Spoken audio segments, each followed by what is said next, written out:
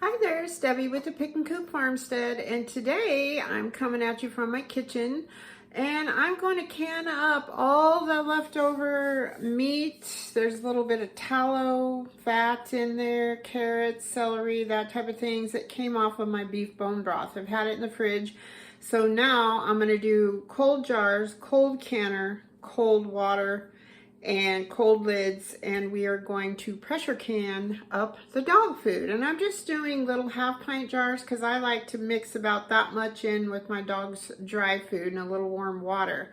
So we're going to go ahead and get this going. Come along. All right, so I have the Presto, I think it's 23 or 28 quart. It's a big tall dude. It takes 3 quarts of water. Remember, we're putting cold, and remember, you have to have your canning rack in the bottom. We're going to go ahead and pour that in. Cold water, no heat on your burner, cold canner, splash of vinegar. This keeps your jars clean. And then we're coming over here and we're working on, I have my little jelly jars, and I have put quite a bit. I'm leaving about an inch head space from the top, or from this rim up is about an inch. I'm packing it in, but not super tight. I just want to see how much. I've got quite a bit of this dog food this time, which I'm pleasantly surprised. And it's so good for your dogs. The fresh meat, carrots. And my dog will not eat raw carrots. I know a lot of dogs will. My dog's a picky little poop. He only likes them if they're steamed in butter. He's super picky. All right, so I'm going to finish filling these guys up, and then we'll be back. All right, all my little jars are filled. So then I'm going to take my napkin, rag, whatever you have, as long as it's clean, and I'm going to put some vinegar on it, because remember, this is greasy. Go around your rims really well. Add your lid. I'm using 4 jar lids. These guys are never fail. They're amazing. And go around your rims. Make sure there's no food particles or grease. Add your flats. Add your rings. Only finger tight. If you buckle them down too far, the jars will buckle and you will not have a good seal. So I think I'm going to go around one more time. Got a little piece down in there. There we go. Go around one more time on this one. And your flat and your rings. Finger tight. Okay, I'm going to finish these up, and then we'll get them in the canner. All right, it's time to move all these little beauties into your canner. Remember, cold jars, cold product that you're canning. Cold water. Everything's cold. And they all fit in here nicely. I'll show you a picture of that here in just a minute. There we go. There they are. I thought I was going to have to do a double decker, but my canner holds a lot of these little jars. Okay, so we have our seal is inside of our lid. And after you wash your canner, when you get done with it, I always hold it up to the light to look through this little steam pipe. Hold it up, make sure it's clear. My canner has a couple of arrows, one on the lid and one on the handle. So you're going to line those guys up, and then you'll see the lid fits snugly. Then you're going to, I always press down and over and line up your handles here. So you are all ready to go. So I turn this on medium to slowly bring up the temperature. Once we get to temperature, this will start, you can hear it bubbling, it gets hot down in here. And then I'll turn it up on high so we build up a good stream of steam. Say that fast 3 times. And then you have to vent, it's called venting. Let that vent for 10 minutes and then we'll go from there. All right, so we have a steady stream, I don't know if you can see it or not, of steam coming out, probably not. If you can't see it, you can definitely feel it. So now we want to set our timer for 10 minutes. Then we'll be back. Alrighty, our 10 minutes are up. Both our pressure safety buttons are up. I'm going to put our weight on and wait till 0, and my elevation is about 3,000 feet, so it needs to be at least at 14, and that's clear over here. And once it gets to 15, I can run around the kitchen and even the living room, and I can hear, once it gets to 15, this little guy starts rocking back and forth, so I can hear that. So it's an indicator, but just keep a close eye on it. You never want to go outside or anything like that when you're pressure canning. You've got to be close by. I'm going to move this up, hopefully so you can see that gauge rising up there. It's already going up, up, up. So just keep a close eye till we get to where we want. Okay, we are at 15. My little thing is rocking. You should be able to hear it. So I want to back up. I have this on high.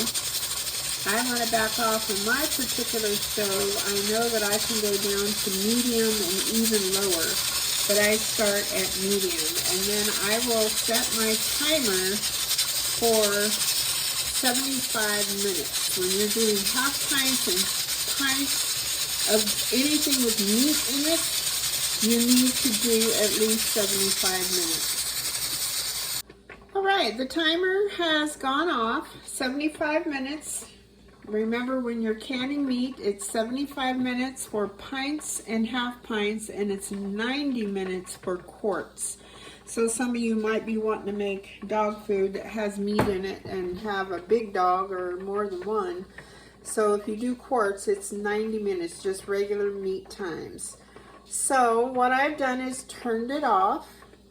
And you want to wait for this pressure gauge, and I've showed this in a few of my videos now, but in case you're just now watching, you've never canned before, this needle has to go all the way to 0 before you take off your weight. That's very, very, very important, excuse me.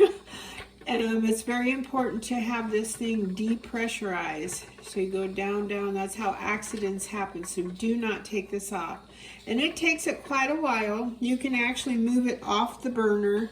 I usually do that, but I've got some hot cast iron over here that I just washed and dried, so I don't really want to move it. So anywho, we are going to wait for this to come all the way down to 0. So that takes a while, so we'll be back as soon as that's done. Okay, our dial is at 0. We are going to pull straight up and away with our little weight.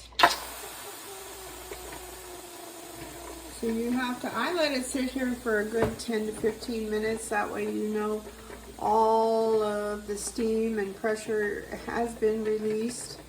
And you also want your little pressure buttons, the safety buttons. There's this one right back here.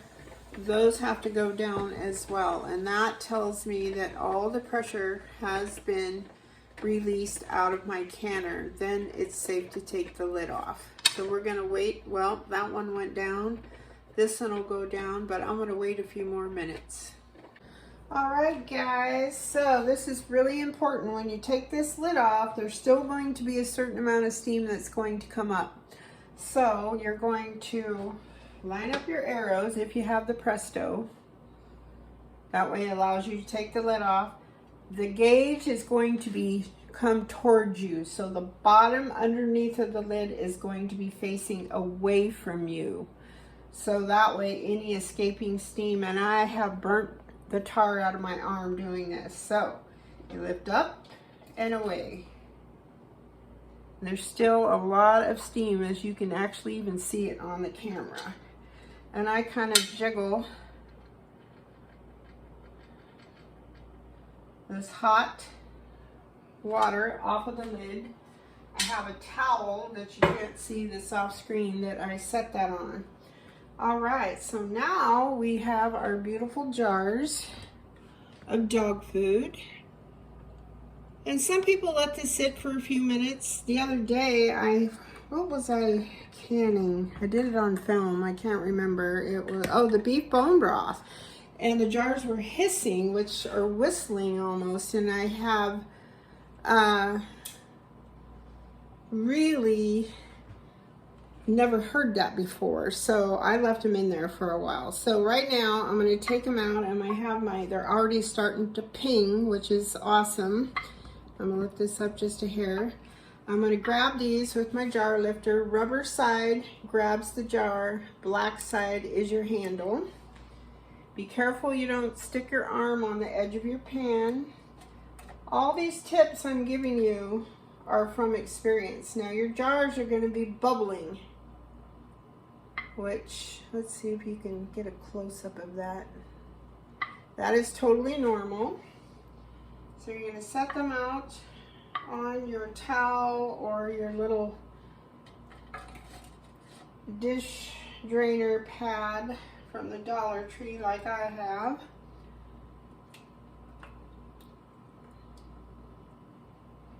And I just set them one by one.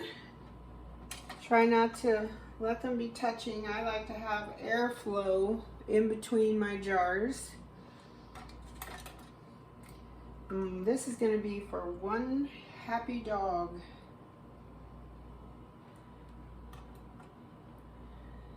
And it's so healthy for your dog. A lot of people, my sister does this, and she adds rice in hers. But my dog doesn't do well with grains. He's one of those dogs that gets really itchy, yeast-infected ears if he eats grains. So he gets vegetables and meat, basically, is his diet. And then his dry food is the same.